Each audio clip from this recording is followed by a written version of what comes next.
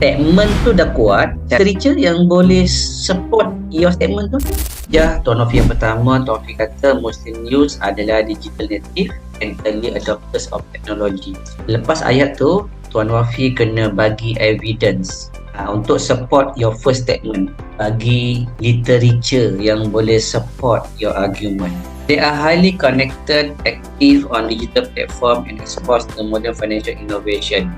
Apa sama? Maksudnya, you argue, mereka juga active on digital platform. Okay. And given this characteristic, Muslim youth are expected to be a key driver in the growth of Islamic fintech. Okay.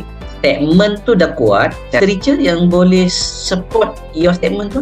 Sebab dekat third sentence tu you argue that Muslim youth adalah key driver, betul?